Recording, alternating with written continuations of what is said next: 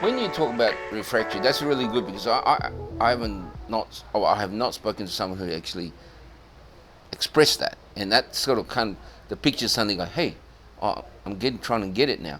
So when you drill, can you sit on the EM now that you've done the drilling, say, hey, this one's like this and that one's like that? Yeah, we can definitely see from the AEM in terms of things that are sitting right on top of granites or just to the side of the granites. And we haven't quite figured out which one's the best yet. But we can also see areas from the digital train model, so the elevation changes and everything else, where there's been all these clays that have come off these granites and gone into big areas. So for us, it's a real targeting tool. So instead of us going and doing tens of thousands of metres of drilling, we're now just targeting on 5,000 or 10,000 metres of drilling at a time, and targeting right in those areas. It's less disturbance to the environment, less heritage surveys, less all those other costs.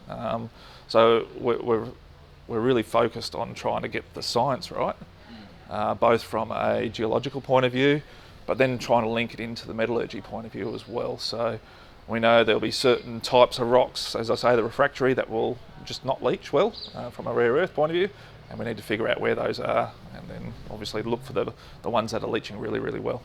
I can see in my head how people are going to use what you just said. Says, I've just got clay hosted rare earths. They're all really good to leach. I don't have any ionic. Is that line clearly drawn in your mind that if you had those, then it's going to be tough road for you? Look, we're going to hit, so we've got 25 metallurgical samples in at the moment. There's going to be stuff that we know that are going to be refractory because we've deliberately chosen those. Yep. And we're trying to figure out the bookends of where things are. We've seen other areas that I think are going to be really, really good recoveries, and I suspect they'll be, I'm expecting 50 to 70% recoveries will be really good for the sector, and I reckon there's going to be a couple of areas that are going to be better than that. So from our point of view, it's just about trying to focus. We've got massive billions of tonnes out there. It's trying to find the 250 billions, best tonnes, best grade, best recovery, get that geomet really right.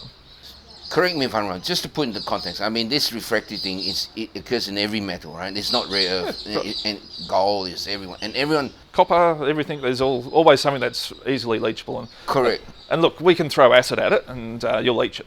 Yep. But it's not economic to throw 100% in an acid bath. You need to get something down to readily leachable, easily leachable with low content of, or low acid consumption, and then low impurities coming across as well. So when I talk impurities, iron, aluminium, we don't want that coming into your final product. You'll get it across, but then you just have to remove it. So from with the test results that we're running at the moment, we're trying to look at ones that are refractory, non-refractory, or leachable. But then we're looking at, if it's leachable, why is it leachable? And does it leach quickly? Does it leach slowly? How much acid do you put in it? So do you put a little bit in there and leach it over a longer time? Or do you put a lot of acid and leach it short, over a short amount of time? So we're looking at all those various variables, trying to find something that leaches quickly, doesn't consume a huge amount of acid, and has really good grade. Grade always wins, recovery will win second, everything else is noise.